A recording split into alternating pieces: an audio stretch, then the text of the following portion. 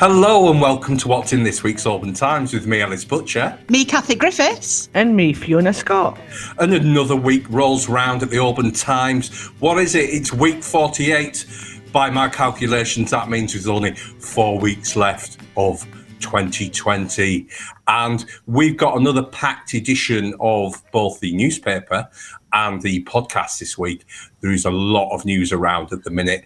So just turning to you, Kathie, to begin with, what have you been on with this week? Well, I've been to Sorrowburgh to chat with some of the residents there who have massive concerns about the work that started. It's essential, in quote marks, pipe work to improve water supplies in that area. But what's worrying residents is that the workers who are there have apparently come from a Tier 4 area. So, COVID concerns rife there. So read that story in the Oban Times or go online and find out more about what people are saying.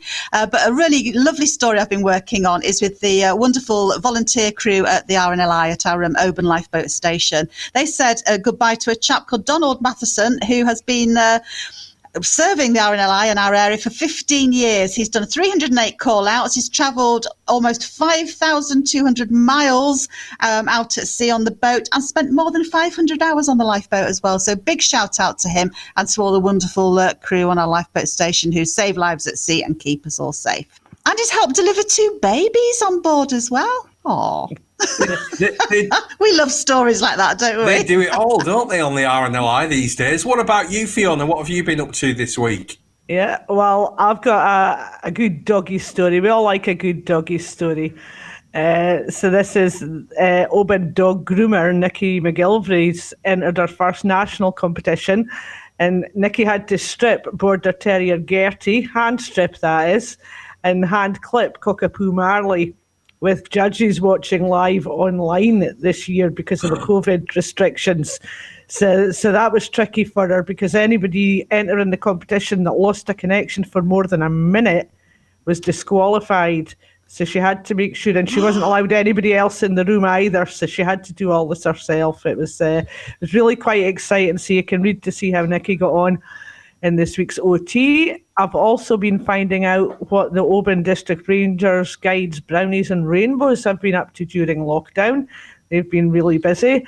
And there's some reaction from Oban Lawn Rugby Football Club following Scottish Rugby's announcement at the 2020-2021 league season, which was supposed to kick off in January. It's been cancelled altogether now, so find out what the rugby club are saying about that. Now, turning to Christmas, because of course it's December next week. I don't know if you've got your decorations up yet, girls, have you or not? When do you put yours up? I'm still quite traditional. Middle of December. I'm still quite traditional. I wait till the Sunday before Christmas, and I try and do it the 12 days before, 12 days after kind of thing. Good, so you respect the rules. Well, the reason I mentioned decorations is because, of course, anyone that's been through Oban recently will recognise that it's a lovely sight to see, isn't it? The decorations have started to go up. But one story that you may not know is about the town's Christmas tree in Argyll Square. Now, it's quite a big deal. I think it's about a 30-foot tree. And we've done a nice story this week concerning a bit of the background to this tree and why it's been placed there. And essentially what's happened is there was a chap who was known and worked locally, who was only the age of 39. And sadly, in September of this year, he actually died very, very suddenly. And in commemoration of him, his employers, which were Till Hill Forestry, which people in Oban will know, they look after and manage many of the forests in this area. They've decided to link up with both Argyll and Bute Council and Oban Bid to essentially honour this chap by putting up the tree in his name and donating the trees to Oban.